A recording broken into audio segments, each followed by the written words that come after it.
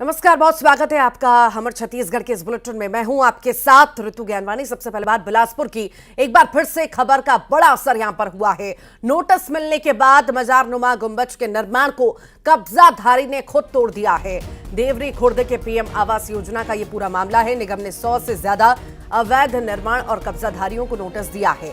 निगम के बुलडोजर चलने से पहले अवैध निर्माण करने वाले कब्जा हटा रहे हैं। न्यूज 18 ने खबर में बताया था कि पीएम आवास योजना में 125 लोगों ने अवैध निर्माण किया है। साथ ही धर्म विशेष के व्यक्ति ने अवैध निर्माण कर मजारनुमा गुंबज बनाया था।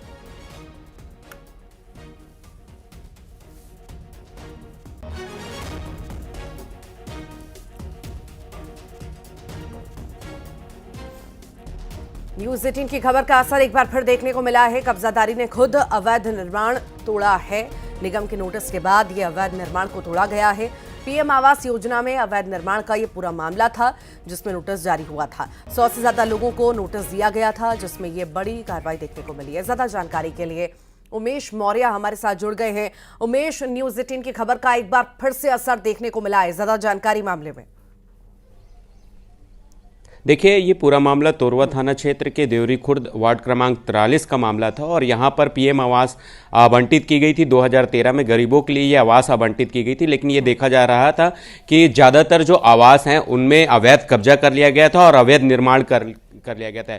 इसी कड़ी में जब न्यूज़ 18 इस पूरे खबर को लेकर ग्राउंड जीरो पर पहुंची तो वहां पर देखा कि एक गुंबद नुमा वहां पर दरबार बना लिया गया था, जहां पर झाड़ फूक की क्रियाएं चल रही थी। इसे लेकर न्यूज़ 18 ने प्राथमिकता से खबर को दिखाया। उसके बाद जो नगर निगम है वो जागा और लगभग 100 से अधिक लोगों को नोटिस जारी किया गया। हालांकि नोटिस जारी करने के उन्होंने कुछ दिनों का मोहलत दिया था, लेकिन उससे पहले ही जो कब्जाधारी है, जो अवैध निर्माण किए थे, उन्होंने पहले ही अपनी कार्रवाई शुरू कर दी और जो गुंबद जो बनाया हुआ था उसको तोड़ दिया है। तो कहीं ना कहीं एक बड़ा असर न्यूज़ 18 की खबर का दिखा है। नगर निगम के नोटिस का असर दिखा है और अब जो है अवैध कब्जाधारी वो वहां से पलायन कर रहे हैं। कुछ लोग तो वहां से ताला लगाकर गायब हो गए जो अवैध रूप से रह रहे थे, और कुछ जो अवैध निर्माण किए थे वो अपने से कब्जा को हटा रहे। फिलहाल देखना यह होगा कि कितने लोग अभी तक कब्जा हटाए हैं और आगे निगम जिनको नोटिस जारी किया है कितने दिन का मोहलत दिया है। अगर वो मोहलत के दिन अपने कब्जा को नहीं हटाते तो क्या बुलडोजर चलेगा, यह भी देखने वाली बात होगी। जी ठीक, बहुत बहुत शुक्रिया फिलहाल के लिए जानकारी साझा करने के लिए उमेश।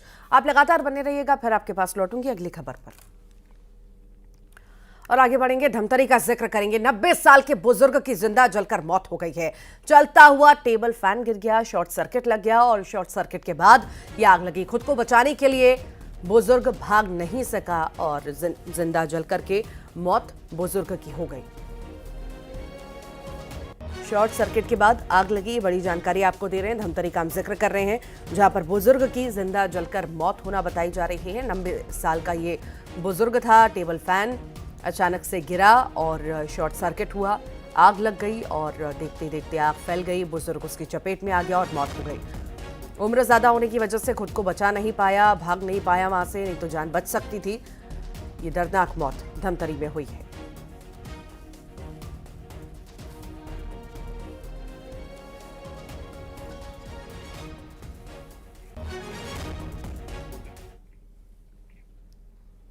सूरजपुर में एम्बुलेंस में भीषण आग लगी है। सड़क किनारे खड़ी एम्बुलेंस में आग लग गई और आग लगने के कारण का पता अभी नहीं चल सका है।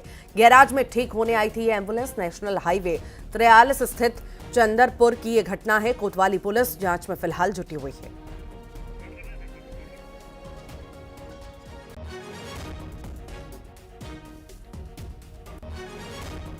सूरजपुर की तस्वीरें, एम्बुलेंस में भीषण आग लगी। ये तस्वीर आप देख रहे हैं, कितनी भयानक ये आग है, कितनी भीषण ये आग है।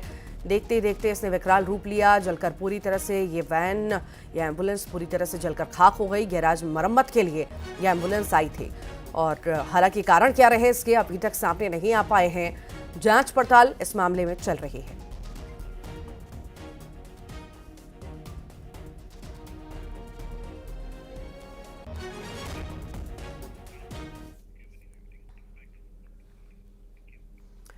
कांकेर से खबर है, महिला पर भालू ने हमला किया है। महिला बुरी तरह से जख्मी है। महिला की हालत गंभीर है।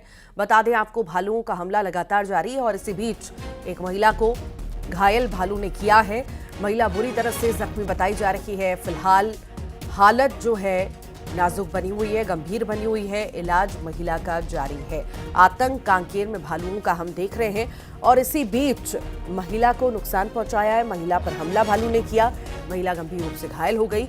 अस्पताल में भर्ती कराया गया है, जहां पर हालत गंभीर बनी हुई है महिला की।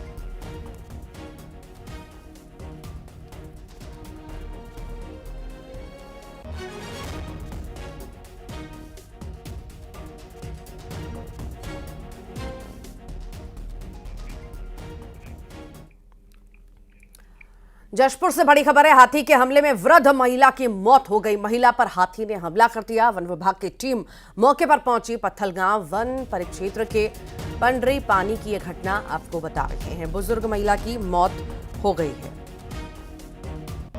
वन विभाग की टीम जांच में जुटी है। हाथी ने हमला किया और बुरी तरह से जख्मी हुई, उसके बाद दम तोड़ दिया। हमले में बुजुर्ग महिला की मौत हो गई। वन विभाग की टीम मौके पर पहुंच चुकी है।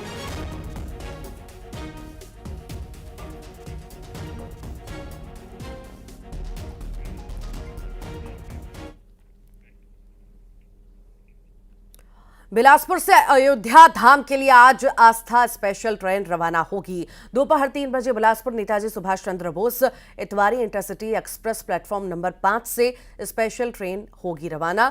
बिलासपुर स्टेशन से 1241 और पेंड्रा रोड स्टेशन से 103 श्रद्धालु ट्रेन में सवार होंगे।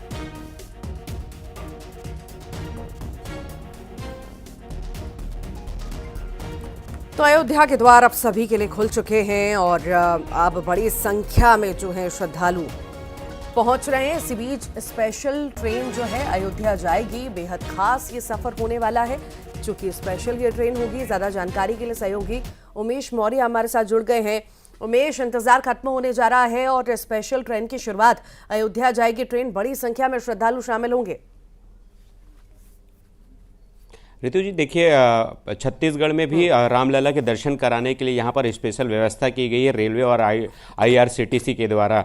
यहाँ पर भी स्पेशल श्रद्धा स्पेशल ट्रेन चलाई जा रही है। आज बिलासपुर से ये ट्रेन 3 बजे प्लेटफॉर्म 5 से रवाना होगी। इंटरसिटी के रूप में ये ट्रेन जो है ये अयोध्या के लिए रवाना होगी। निश्चित रूप से कहा जा सकता है कि रामलला के दर्शन के लिए काफ़ी उत्साह जो है वो श्रद्धालुओं पर देखा जा रहा है। यही वजह है कि यहाँ से 1241 लोगों ने टिकट बुक कराई है। इसके अलावा पेंड्रा रोड स्टेशन से 103 जो यात्री है वो इस ट्रेन पर सवार होकर अयोध्या के दर्शन के लिए रवाना होंगे। तो निश्चित रूप से कहा जा सकता है कि केंद्र सरकार रेलवे प्रशासन की ओर से एक बेहतर पहल की गई है उन श्रद्धालुओं के लिए जो अयोध्या के दर्शन करना चाहते हैं और जो किसी कारणवश जिनकी टिकट बुक नहीं हो पा रही है वो इस स्पेशल ट्रेन में अगर टिकट बुक कराएंगे तो उनको काफ़ी सुविधा होगी और ये जो ट्रेन है डायरेक्ट अयोध्या के लिए रवाना होगी। तो निश्चित रूप से एक बड़ी पहल जो है रेलवे प्रशासन आईआरसीटीसी के द्वारा किया जा रहा है उन श्रद्धालुओं के जो अयोध्या के लिए दर्शन करना चाहते हैं। जी ठीक, बहुत बहुत शुक्रिया उमेश जानकारी को साझा करने के लिए।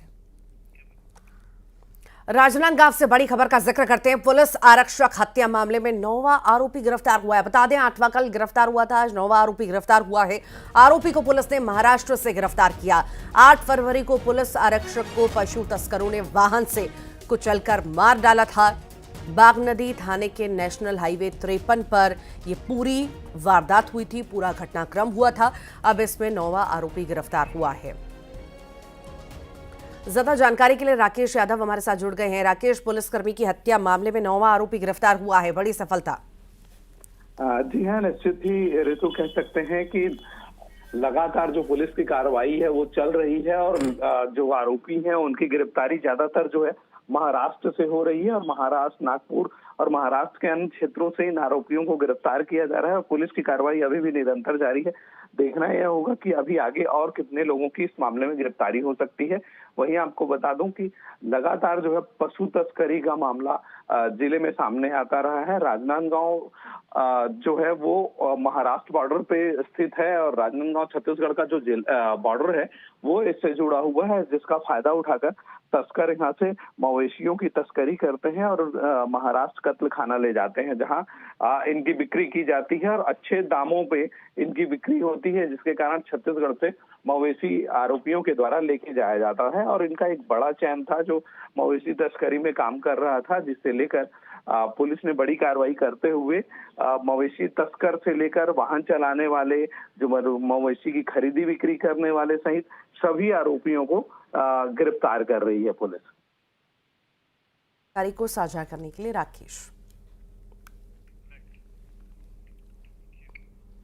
सूरजपुर में मंदिर में चोरों ने धावा बोल दिया, मंदिर की दान पेटी को पार कर दिया। दान पेटी में लाखों रुपए की राशि थी, दान राशि थी। पुजारी ने भटगांव थाने में इसकी शिकायत भी की है।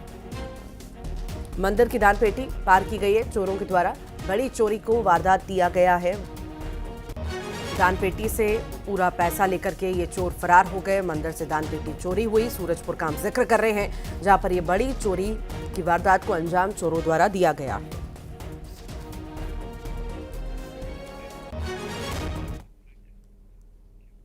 बलौदाबाजार से बड़ी खबर है। जुआरियों के खिलाफ पुलिस की बड़ी कार्रवाई देखने को मिली है। पुलिस ने 14 जुआरियों को गिरफ्तार किया। घेराबंदी कर पकड़े गए हैं जुआरी।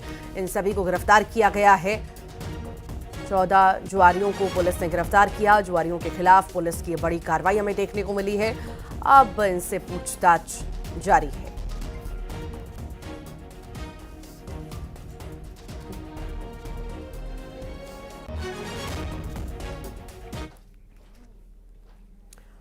दुर्ग से बड़ी खबर है। गांजे की तस्करी करने वाली महिला गिरफ्तार हुई है। आरोपी महिला से 5 किलो 600 ग्राम गांजा जब्त हुआ है। मुखबिर की सूचना पर पुलिस ने यह बड़ी कार्रवाई को अंजाम दिया। भिलाई के वृंदा नगर क्षेत्रों में यह कार्रवाई हुई। वैशाली नगर पुलिस ने यह बड़ी कार्रवाई को अंजाम दिया है।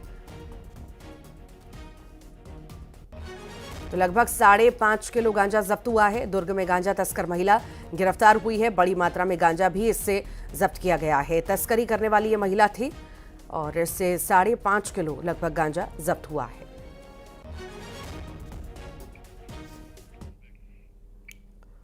राजनांदगांव से बड़ी खबर है। नगर पालिका परिषद अध्यक्ष शैलेंद्र वर्मा ने इस्तीफा दे दिया है। कांग्रेस के नगर पालिका अध्यक्ष ने सीएमओ को इस्तीफा दिया। पारिवारिक कारणों का हवाला भी दिया गया।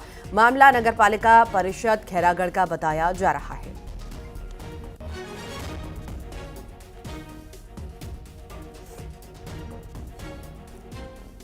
कांग्रेस के नगरपालिका अध्यक्ष द्वारा इस्तीफा दिया गया है। ये बड़ी जानकारी आपको दे रहे हैं। राजनांदगांव का हम जिक्र कर रहे हैं, जहां पर कांग्रेस के नगरपालिका अध्यक्ष के द्वारा इस्तीफा दिया गया है।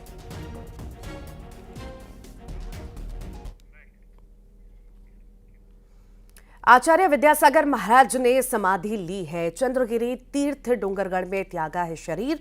3 दिन के उपवास के बाद शरीर त्यागा गया है और इसी पर सभी ने दुख भी व्यक्त किया है। आचार्य विद्यासागर महाराज ने समाधि ली। 3 दिन के उपवास के बाद उन्होंने अंतिम सांस ली। चंद्रगिरी तीर्थ डूंगरगढ़ में अपना शरीर त्यागा गया है आचार्य विद्यासागर द्वारा।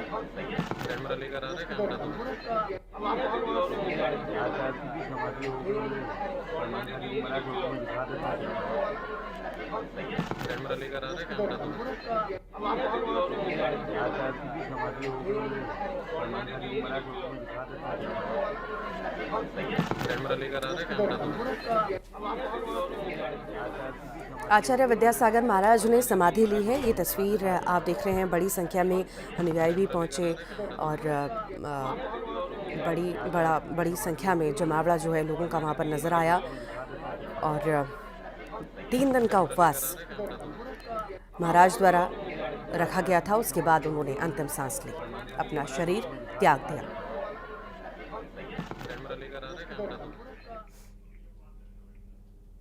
अंबिकापुर के स्वच्छता दीदियों ने कचरा प्रबंधन के क्षेत्रों में कई काम किए हैं। उनके काम की बदौलत अंबिकापुर शहर को देश और दुनिया में एक अलग पहचान भी मिली। कचरा प्रबंधन के क्षेत्र में मुसीबत बने बिल्डिंग मलबे का भी स्वच्छता दीदियों ने तोड़ निकाल दिया। अब स्वच्छता दीदी वेस्ट प्लांट के जरिए लाखों कमा रही हैं।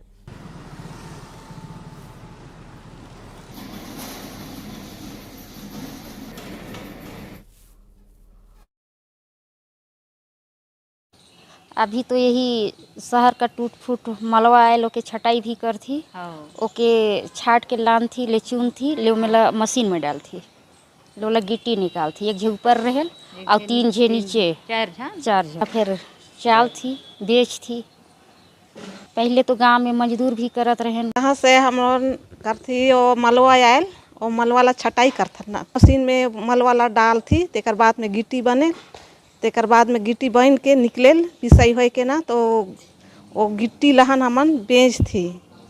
तो वही में हमन लहन फायदा है बेच था हाँ गाँव में रहें तो वही परेशानी रही कि हम लहन कभी मिले कभी नहीं मिले बनी मजदूरी खेती बाड़ी करते। जो निर्माण कार्य होते हैं, बड़े निर्माण कार्य या छोटे निर्माण कार्य, उससे जो निकलने वाला कचरा है उसको प्रोसेस करने में बहुत समस्या होती है। उसको गड्ढों के भराव इन सब कार्यों में यूज़ होता है। तो उसके लिए हम लोगों ने यहाँ पे जो प्लांट लगाया है ये CND वेस्ट मैनेजमेंट प्लांट है। इसमें जो भी कंक्रीट के टुकड़े आते हैं जो शहर में जो निर्माण हो रहे हैं उससे, उसको इस मशीन के द्वारा क्रश किया जाता है। क्रश करने के बाद इससे गिट्टी मेटल्स अलग मिल जाते हैं। अलग अलग साइज़ का इसमें प्रोविज़न है, जिस साइज़ का चाहिए उस साइज़ का इसमें अलग निकल जाता है।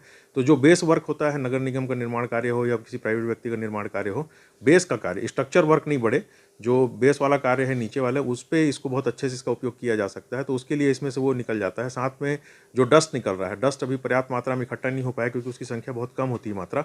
जब डस्ट पर्याप्त मात्रा में हो जाएगा तो उसको पेवर ब्लॉक बनाने में उपयोग किया जा सकता है। तो ये 2 मशीनें हमने लगाया है। बस्तर जिले के कांगेर घाटी राष्ट्रीय पार्क में वन्य जीवों के लिए नेशनल हाईवे मुसीबत बन गए हैं और इस हाईवे से भारी गाड़ियों के गुजरने से वन्य जीवों को परेशानी होती है और वे अपना ठिकाना छोड़कर दूसरी जगह जा रहे हैं। और इस मामले में राष्ट्रीय उद्यान के डायरेक्टर ने चिंता भी जाहिर की है। कई बार वन्य जीव भी इन गाड़ियों की चपेट में आते हैं।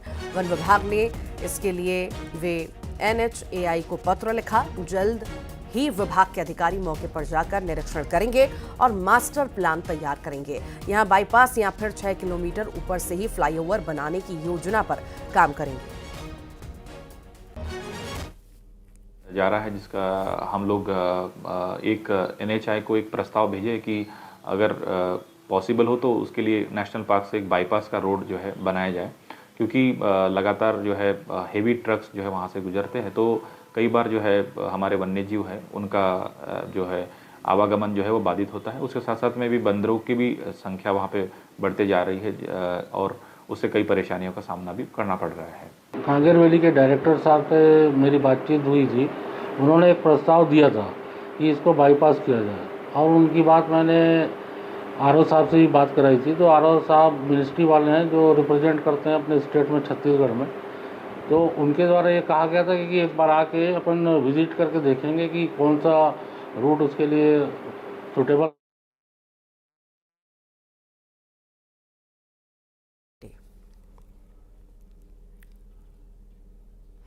सूरजपुर में एम्बुलेंस